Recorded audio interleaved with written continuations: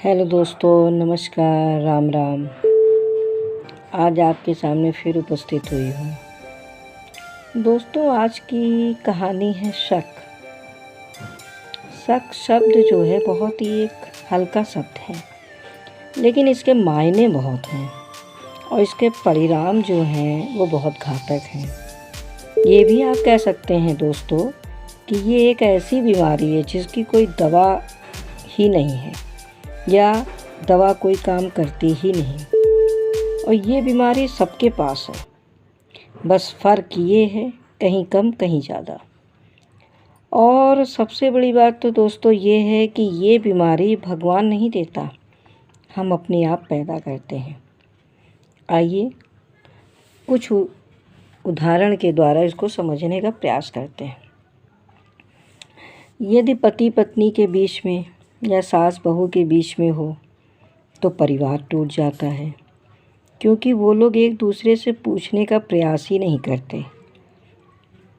क्या ये आपने ऐसा कहा, क्या सच है क्या झूठ, कोई नहीं पूछता, बस शक हो गया, काम खत्म।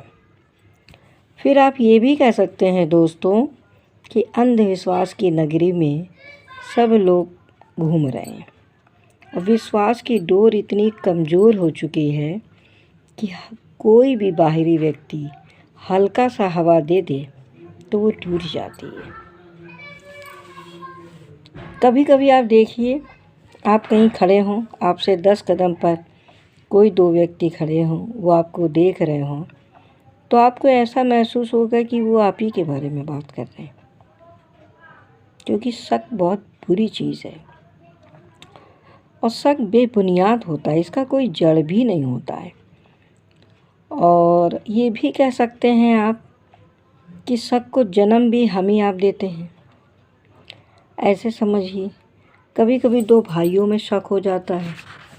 अगर बड़ा भाई अपनी माँ को ज़्यादा ध्यान दे रहा, पूछ रहा, तो छोटे भाई को लगता है अरे ये तो कुछ माँ इसको पैसा वैसा दे रही होगी, कुछ ज़्यादा ही व्यवस्था बना रही होगी, तभी ये ध्यान दे रहा है। हद तो तब हो जाती है दोस्तों जब एक बेटा ये समझता है कि माँ ने ज़रूर मेरी बीवी से कुछ कहा होगा, तभी वो इतनी बड़ी चंडिका बन गई है और इसीलिए घर में कलह हो रही है। तो अंत में दोस्तों यही कह सकते हैं कि रिश्तों की दीवार इतनी मजबूत आप बनाएं कि कोई भी हवा का थपेड़ा उस दीवार को हिला ना पाए।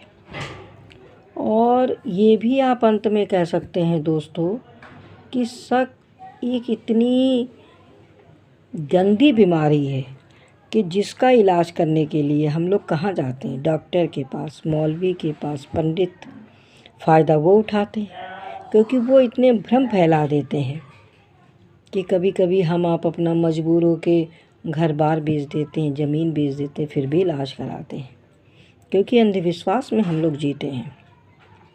और ये बनाया भी तो हम ही आपने है। और दोस्तों, आज एक चीज़ और कहना चाहूँगी कि ये जो मैं लेख लिखती हूँ, कोई मशहूर होने के लिए नहीं, ना किसी चीज़ के लिए, बल्कि दोस्तों इसलिए लिखती हूँ कि अगर इससे कोई परिवार बच जाए, इससे कोई बच्चा सुधर जाए, इससे किसी को सही रास्ता मिल जाए या किसी को सही प्रेरणा मिल जाए, तो आप समझिए मेरा लिखना सार्थक है। अच्छा दोस्तों, इस वीडियो को यहीं पे समाप्त करती हूँ, फिर मिलेंगे। लाइक और शेयर ज़रूर करिए, कमेंट्स करिए। Bye bye, Ram Ram.